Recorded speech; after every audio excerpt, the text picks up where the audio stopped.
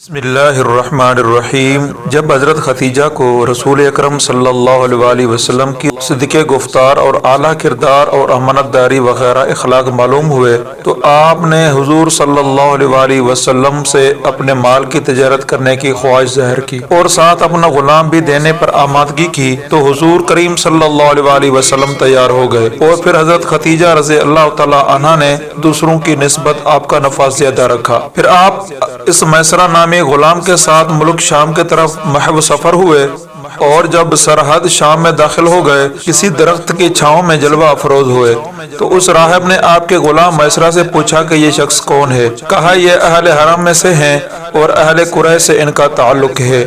تو راہب بولا کہ اس درخت کے نیچے پیغمبر کے سوا آج تک کوئی نہیں بیٹھا۔ بہرحال آپ نے وہاں خرید و فروخت کی اور واپس آ کر دوسرا سامان مکہ میں فروخت ہوا تو خدیجہ کو دگنا نفع ہوا۔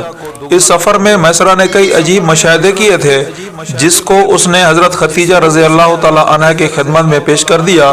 ایک تو یہ کہ جس وقت سخت گرمی ہوئی تھی حضور پر بادل کا ٹکڑا سایہ فگن رہتا تھا۔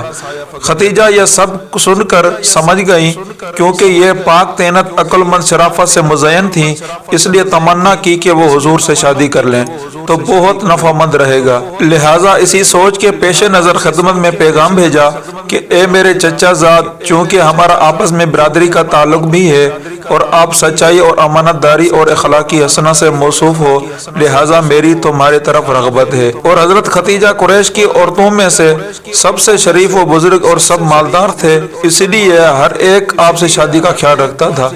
جب پیغام مذکور آپ صلی اللہ علیہ وسلم کی خدمت میں پہنچا تو آپ نے اپنے چچاؤں سے مشورہ کیا اور ان کے سامنے معاملہ سپرد کر دیا۔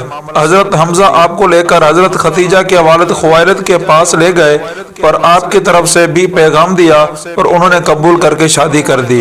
ابن ہشام کے قول کے مطابق ان کا مہر 20 اونٹ تھے اور حضور کریم صلی اللہ علیہ وسلم کی سب سے پہلی زوجہ خدیجہ تھی اور سوائے ابراہیم کے تمام اولاد انہی سے ہوئی۔